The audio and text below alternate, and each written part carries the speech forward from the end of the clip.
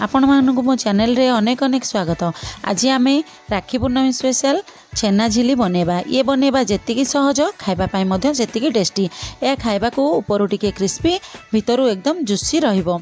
आपण माने एही भली परफेक्ट छेना झिली बनैबा पाई वीडियो को संपूर्ण देखंतु। वीडियो भल लागिले लाइक शेयर करंतु। चैनल रे नुआ थिले सब्सक्राइब करनियंतु। फेसबुक पेज रे देखुथिले फॉलो तो निश्चय करनेबे। तो चलंतु स्टार्ट करनेबा आज रेसिपी। छेना झिली बनैबा पाई आमे एठी प्रथमे सीरा बनै नेबा। गोटे गिना चीनी आउ एठी 1.5 गिना पानी दे देबा। जेतिकी चीनी देबा 1.5 गुणा तार पानी हमको दरकार। एठी आमे बेसी मोटा सीरा करबानी, आमे एठी पतलार सीरा बनैबा एई छेना झिली पाई। तो एठी गुजराती 3 रु 4टा छेची पके देबा, टिके केसर दे देबा फ्लेवर पाई। एबे सीरा हमरो 10 रु 15 मिनिट फुटी गलानी। देखंतु ए सीरा पूरा मोटा मोटा हवा दरकार नाही। गोटे गोटे जाली आसले आमे याको काढी नेबा। एबे हमरो सीरा रेडी हो गला। याको कवर करी आमे साइड रे रखि नेबा। एबे ए छेना झिली पाई मोडी 300 ग्राम छेना नेइची। देखंतु मु ए हातर पापुली रे एमिति छेना को चकटुची। आपण माने से भलिया चकटी की चिकन कर नेबे। आ जदी चाहेबे याको ग्राइंडर कप रे मध्य ग्राइंडिंग टिके कर परिबे। देखंतु ए भली भाबरे आमे छेना को पूरा चकटी की चिकन कर नेबा।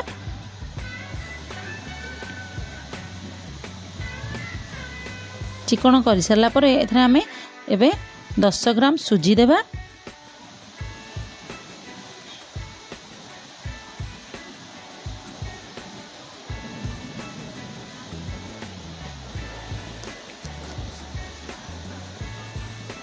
आ 3 रु 4टा गुजराती रो गुंड दे देबा।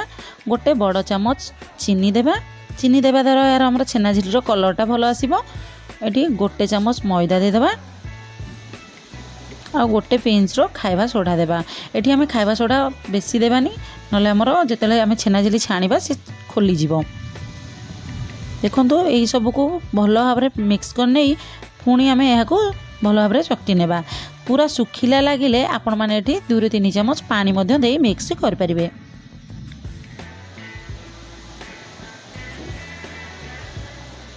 देखंतु एई भली भाबरे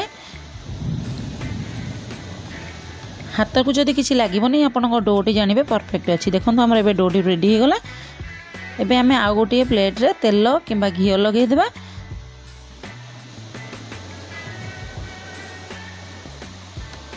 आमे एबे को छोटो छोटो शेप करने रखी नेबा।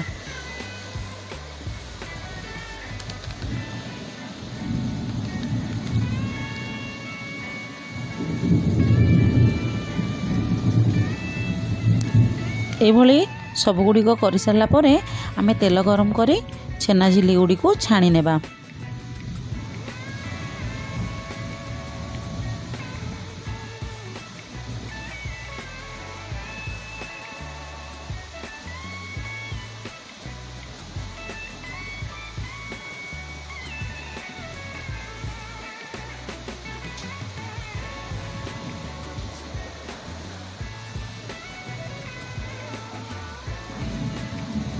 देखो ये भाव में आम सब गुड़िक बनई नेले।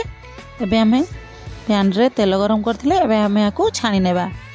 मन रखंतु एठी पूरा लो फ्लेम रे आमे याकू छाणीबा। लो फ्लेम रे पूरा याकू गोल्डन हैला पर्यंत आमे याकू छाणीबा।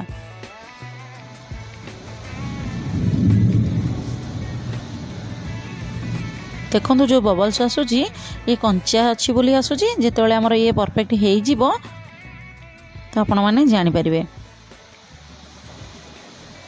देखंतु 5 मिनिट परे सब गुड़ी ऊपर को उठी आसलानी।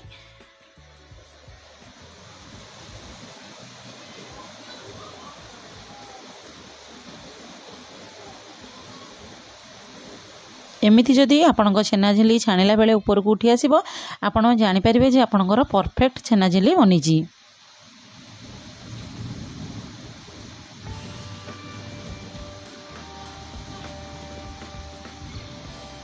देखंतु एबे गोल्डन हे आसलानी।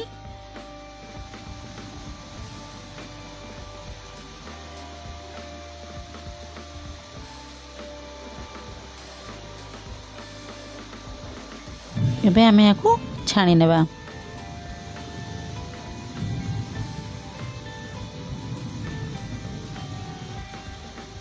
एबे याकू गरम गरम आम छेना झिली को काढ़ी उषुम थिबा शिरा रे पकेबा। मन रखु शिरा जदि ठंडा हो जाइथिबो ताले आउ टिके गरम करनेबे। याकू एबे आम गरम गरम पकई नेबा शिरा रे पकई ताकू टिके एपट सेपट करनेबा।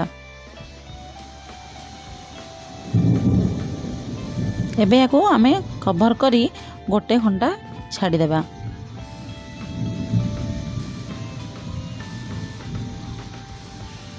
छेना झिली पूरा भल भाव में आमर जुसी जुसी बनी। देखो आपण मैंने यही राखी पूर्णमी रे एमती मिठा घरे बनातु आ केमिति लागला मते कमेंट माध्यम रे जणातु। तो आज रही पुणी देखा गोटे नुआ वीडियो रे। जय जगन्नाथ।